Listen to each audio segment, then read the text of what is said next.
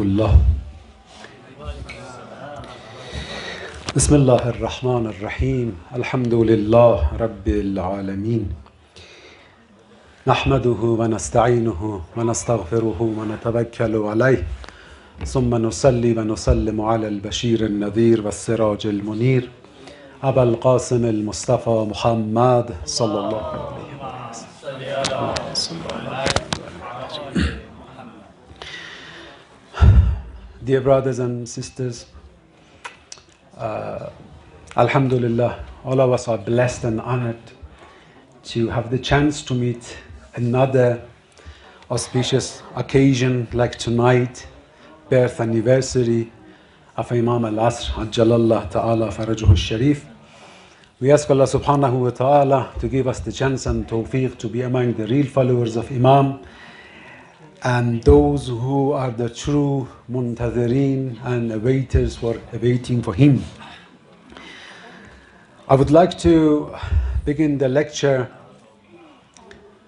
with a hadith from Imam al-Sadiq alayhi salam, but before that, Alhamdulillah, Maulana Husseini gave us the glad tiding of a great event that took place tonight, 2 days apparently, and it is the South African government disconnecting their relations with Israel. So inshallah, inshallah he will talk about it. I think it's better. It was a great news to come, and we take it inshallah as a gift of these days, inshallah, for all Muslimin and all oppressed, inshallah. Imam al-Sadiq alayhi salam, the hadith is in Usul al-Kafi. You have heard this famous hadith that once Zurara, one of the close companions of Imam, came to him and asked Imam about the time of Imam al-Asr, Imam al-Mahdi. So Zurara had the hope, maybe I have the chance to meet Imam. Then he said, what should we do? They had a discussion about Mahdi. Then Zurara said, what should I do for that time? Imam al-Sadiq alayhi salam mentioned this famous hadith, that dua actually that you know. Imam told him to recite this dua, Allahumma arifni nafsak, فإنك إن لم تعرفني نفسك لم أعرف رسولك. اللهم عرفني رسولك فإنك إن لم تعرفني رسولك لم أعرف حجتك. اللهم عرفني حجتك فإنك إن لم تعرفني حجتك ضللت عن ديني. Imam said, keep reciting this dua. Short but very profound. O Allah, first of all, give me the chance to know you. Because if I do not know you, I will not know the Prophet. The Prophet is your representative.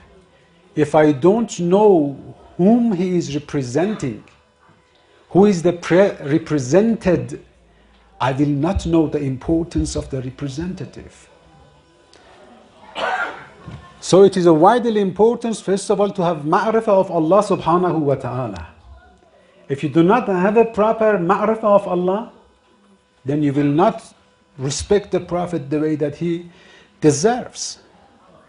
You see that at the time of Rasulullah himself, sallallahu alaihi wasallam, one of the challenges that he had was that people, they considered him as one of them.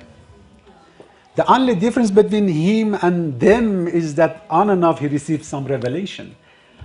The rest of the time we are the same. We are the same. So you see that sometimes the Prophet used to say something, and they would ask that, is it your word or Allah? If it is the word of Allah, we accept. Otherwise, it's for yourself. Why? Because actually those people, they didn't know Allah properly. They didn't have ma'rifah of Allah properly. Otherwise, if they knew whom the Prophet is representing, if they had a proper ma'rifah of Tawheed, then they knew what is the position of Rasulullah sallallahu alayhi wa sallam. As Surah Al-A'raf verse 198 says, وَتَرَاهُمْ يَنْظُرُونَ إِلَيْكَ فَهُمْ لَا يُبْصِرُونَ. O Prophet, you see them, they look at you, they observe you, but they don't perceive you.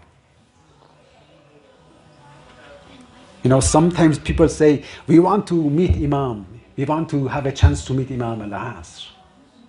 Allah says, they were with the Prophet performing salat behind him 5 times a day.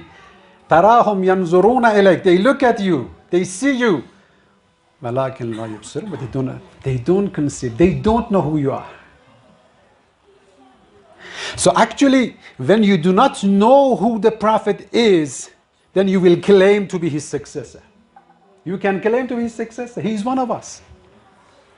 If they had true ma'rifah of Rasulullah, if they had true ma'rifah of Allah, then they knew who the representative of Allah is. And if they had a true ma'rifah of Rasulullah, then they knew that not everyone can be his representative. So lots of debates that we have historically, it would be dissolved. You didn't need to solve it. It automatically dissolved. You know, sometimes they say somebody is there, he's sick, he urgently needs a heart surgery. If you do not know what heart surgeon is, say, I'm going to do that, I'm going to help you. But you don't have any knowledge of surgery. If you have a little knowledge of what heart is, what surgery is, you don't dare to say such a nonsense. If you have ma'rifah of Rasulullah and who Rasul is, then you will know that not everybody can be his representative. Allah says, Ahdi, my covenant. And they said, Amruhum shura bainahum. Amruhum is their business. But Imam is Ahdi, my business. How can my business be your business?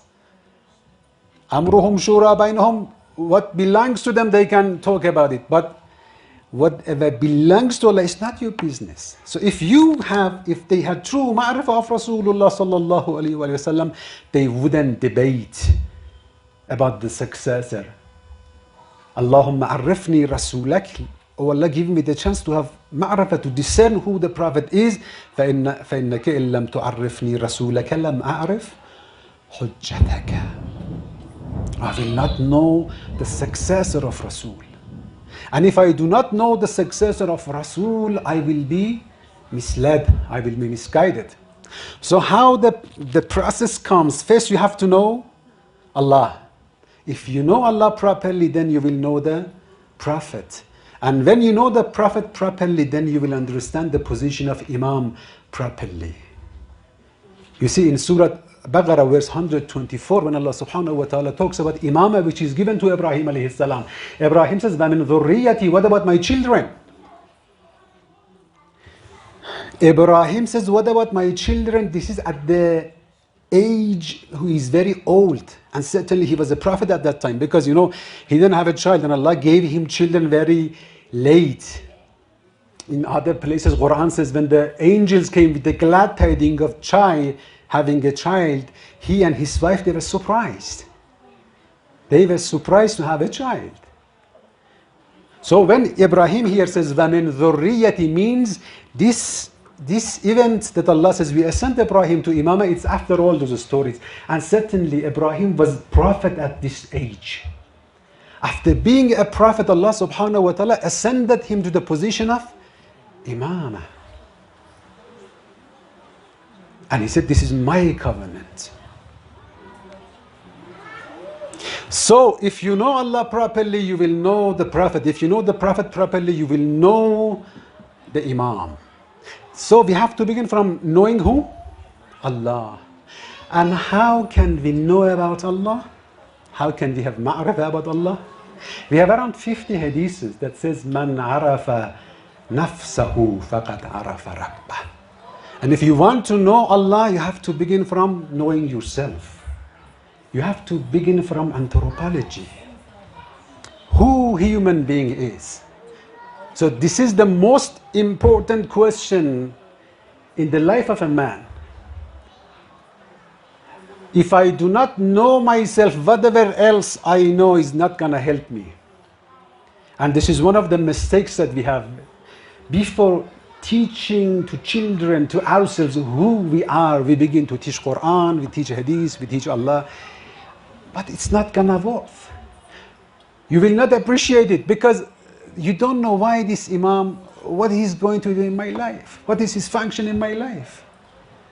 You will not appreciate him unless you know who you are. The moment you found the gem inside yourself, then you will appreciate Allah, the Prophet, the Imam. So everything begins from knowing man himself. And this is one of the most severe calamities of human being at the modern time, that what they have done in modernism, in this modernization and the modern science they give, they destroyed the definition of human being. They disconnected man from Allah. So it was man himself alone. So they ended up with humanism. Humanism in a sense that man is the center of everything. The famous statement of Descartes. Descartes said, I think, therefore I am. I think. So I am the center of the world. Everything goes around me. I have doubt about anything else other than myself. So I believe in myself, I exist because I can think. Then I will decide what exists, what doesn't exist, in a very experimental way. So they ended up with empiricism. And they ended with egocentrism later on. They said that man and desires of man is the center of everything. And they ended with a selfish understanding of human being. Everything that gives satisfaction to me matters. And it became a hell by liberalism, because then they divided into communism, socialism, that they said man in a social understanding. Liberalism said man in the individual understanding, and they became predominant. And then they said everything belongs to me as an individual. Then all people turned into wolves, attacking each other. And they ended with hedonism, that I am the center of everything and the only thing matters is my pleasures, my satisfactions and my desires. And they went to a level, they ended with jouissance. From hedonism to jouissance. In jouissance they said man is not looking for pleasure, man is nothing other than desires and pleasure. The whole of you is pleasures that you take, the satisfactions that you pay at any price, by any means. And then they themselves, they said we ended in the animality age, in the age of man turning into animals. And then they give you the glad tidings that don't worry that we are going to turn into animals. We were animals before. You used to hear that you are apes, and now they are saying you are a combination of the intercourse of apes and swines, pigs and monkeys. And now they say man in the evolution is turning into pig. And it is not surprising that you see just in Britain there are more than 10,000 human pups. Man who likes to live as a dog. And then you ask them why you want to be a dog. They say because everybody likes dogs. When man was disconnected from the source of truth and reality, then ثُمَّ رَدَدْنَاهُ أَسْفَلَ سَافِلِينَ. So everything begins from the definition that you have from human being. When you find yourself higher than anything in this existence, if I am the master of all this universe, Amirul Mu'mineen alayhi salam said, أَتَزْأَمُ إِنَّكَ جِرْمٌ صَغِيرٌ وَفِي كَنْدَ وَالْعَالَمُ الْأَكْبَرُ. Do not think that you are just this bunch of bones and flesh. You are the greatest universe. This universe is the small world, and you, inside you, is the great universe. So when I have such understanding of myself, then who should be my Lord? What size and measurement should be my Lord? And the one that I bow down to him. So everything begins from this. And in this way, great human beings will be trained, will be molded. And Imam al-Asr, Imam al-Mahdi alayhi salam will come for that, to give the greatest value, can you imagine, for human being. Allah subhanahu wa ta'ala in Quran, in a verse says, وَمَا كُنْتُ مُتَّخِذَ الْمُزَلِّينَ عَزُدًا. This is a very strong verse. Allah says, I never take evildoers, deviant people as assistant, as helpers. Azud means, muscles in Arabic. When something is light, you can, raise it with your fingers. When something is a little bit heavy, you lift it with your arm, with your hands. But then something is too heavy, you cannot raise it with your hands. You put it on your arms with your muscles and you lift it. This is called azud. Allah says, وَمَا كُنْتُ مُتَّخِذَ الْمُزَلِّينَ عَزُدًا. For big issues, I will not choose deviant people, misguided people. For big jobs, I choose great people, great among my servants. If you just look at the history of the Prophet, all the important events and occasions, Rasulullah sent Amirul Mu'mineen to do that. You don't find one important event which is done through the hand of other than Ali. Salamullahi alayhi.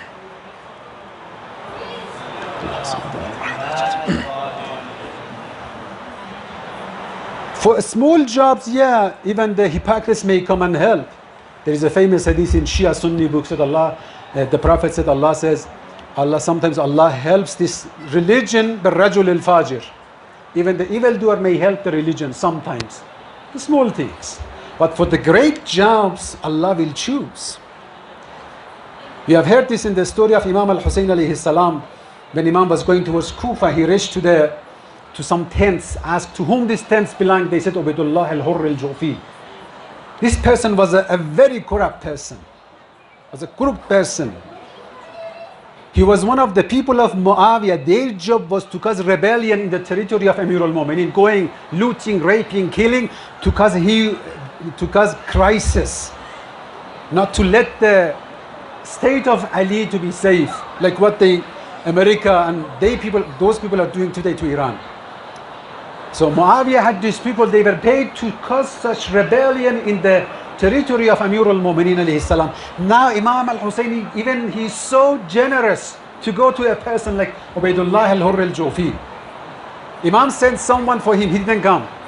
When he heard that Hussein is calling for you, I have nothing to do with Hussein. Imam himself went to meet him.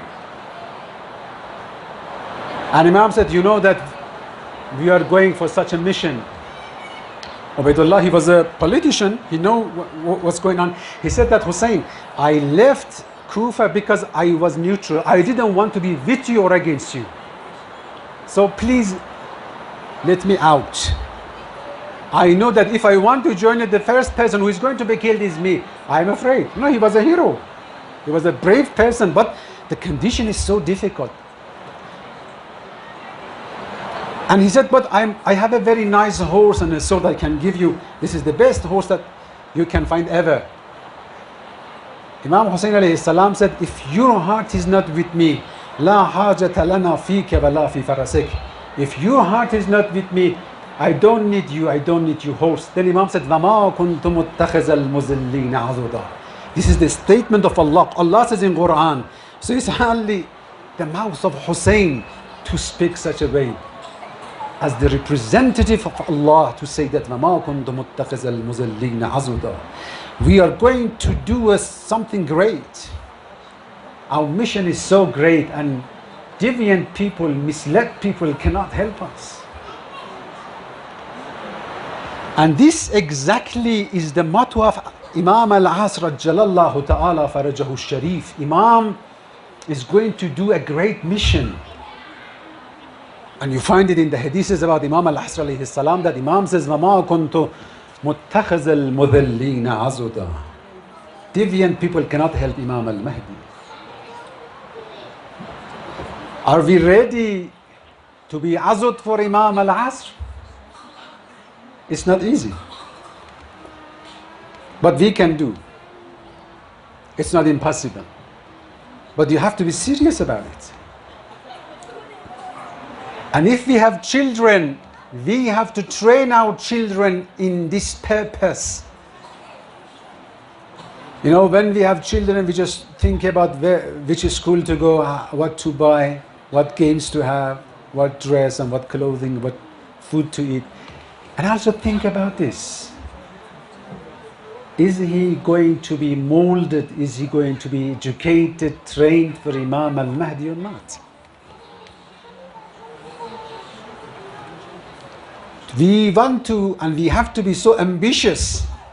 We have to be so ambitious to train, to upbring Azud for Imam al-Asr. We can do that. And actually we have many hadiths in this regard, that we have to take care of our children from the very young age. So adab, you know, adab in Arabic, in Farsi, in Urdu, we use adab, so I think you know what is adab. But it's a little bit difficult to bring it into English. To say to be disciplined, to be molded, to be trained, to be educated, to make someone to be polite. All these values is called adab. So let's better to use the term adab. You know what I mean. Amir al-Mu'mineen alayhi salam said, "Sababu tazkiyat al-akhlaq husnul adab."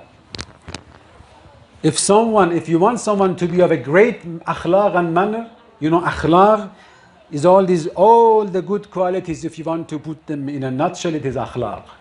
That Allah, when He talks about the Prophet, says, "Innaka la'ala khuluqin azim." You are of a great akhlaq. Amir al-Mu'mineen alayhi salam said in Ghurarul Hikam, "Sababu tazkiyat al-akhlaq husnul adab." Good adab, good education and molding will end with pure akhlaq. Again, Amir al-Mu'mineen alayhi salam said in Ghurarul Hikam, "Zabtun nafs inda ar-raghab wal-rahab min afzal al-adab." The best of adab that you can teach your kids is to be capable, to be self-controlled in fears and in hopes. In fears and in hopes. You know, sometimes something is right, I have to do that. But I'm sort of afraid to do that. But I have to, it's right. So I have to be brave enough. I have to be self-controlled enough to do that, even though I feel a little bit afraid. The fear is there. Sometimes something I should avoid, so I have the desire to do that. So I have to be self-controlled enough to abandon myself from that. So adab, what is adab? Self-control. According to Amir al-Mu'mineen alayhi salam, adab means self-control in fears, in hopes, in desires, in dislikes.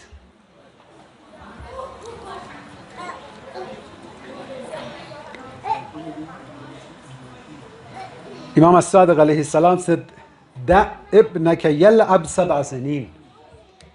Da' ibnaka yal'ab sab'a sanin. You know, if we are asked when our children should observe the disciplines, do's and don'ts of Sharia, we say when they reach the age of taklif. For boys 15, for girls 9, or the other conditions. This is how we know about the time that they should observe do's and don'ts. But Imam as-Sadiq alayhi salam is talking about something much more important for the parents. Imam says, "Da' ibnaka yal'ab sab'a sanin." The kid, let him or her enjoy and free for 7 years. For 7 years, do not bother them. They're not of understanding. You shouldn't push them. You shouldn't suppress them. They are free. وَيُعَدَّبْ سَبَعًا. From the age of 7 till the age of 14, it's the age of adab. So before the age of taklif, we have the age of adab, to discipline them. So we shouldn't say that, no, my son is 10, is 9. This is wrong. That is the age that if they do not do their duty, they're going to be punished. But they have to be educated, they have to be learned, they have to practice it from the age of adab, from the age of being trained, from 7 years old. So if we want to train soldiers for Imam al-Asr alayhi salam, it's from the age of 7. From the age of 7, you have to be busy with the training. It's the age that the children are open to grasp what you teach them. They are ready to receive do's and don'ts, commands from the parents. Don't let them free. Of course, do not bother them, do not force them, with kindness, with mercy, but now the mind is ready. Even in psychology, they say that now is the age that they can understand mathematical issues, they can understand the time, the concept of a little bit difficult concept of time, some metaphors. If you're speaking some metaphors, they will digest it. Now it's the age that they are beginning to take. So it should be the age that you begin giving them adab and training. It's the age that you have to awake them for Salatul Fajr. Don't say now it's not the age, he's not in taklif. No. If you let it so late, at the age of 15, your son is not going to wake up for Salat. If you let it for the age of taklif, your daughter will not be awake for Salat. It should be from the age of adab, from the 7 years. This is the training course. It's not a must, but it's the training course. 7 years they have the chance to go through the training course, and after that they enter the realm of taklif. If you let it to be late, then it's not gonna work. Let me recite a nice hadith from Nahjul Balagha, Amirul Mu'mineen alayhi salam, when he talks to Imam al-Hasan al-Mushtaba alayhi salam. Imam says, وَإِنَّمَا قَلْبُ الْحَدَثْ كَالْأَرْزِ الْخَالِيَةِ. The heart of a young child is like an empty land. You can plant anything you wish inside. Look at Amir al-Mu'mineen. He's talking about Imam al-Hasan al-Mushtaba alayhi salam. Imam says, فَبَادَرْتُكَ بِالْأَدَبِ فَبَادَرْتُكَ بِالْأَدَبِ قَبْلَ أَنْ يَقْسُوَ قَلْبُكَ وَيَشْتَغِلَ لُبُّكَ. Oh Hassan, I hastened to give adab to you. I hastened to mold you, to discipline you, before your heart to be hardened up, before your heart to be dark, and before your mind to be occupied. So from the very young age, you see this, the song, the lyric that the children, they recite, inshallah, on Sunday, also they're going to practice this salam farmande. They're saying salam to the commander, to the Imam al-Asr. Little children, that is the age of adab. Those who are reciting that lyric, 6, 7 years, those children, that is the age of adab. That is the age that they have to begin. Before their heart to be darkened, before their heart to be sealed up. When you let it to age 15, it's so late. So, inshallah, we ask Allah subhanahu wa ta'ala to give the chance and tawfiq to all of us to be among the true helpers of Imam al-Asr, and to have such progeny, and inshallah to be azud for Imam, and to train azud for Imam, inshallah, wa barakat salawat ala Muhammadin wa ali Muhammad.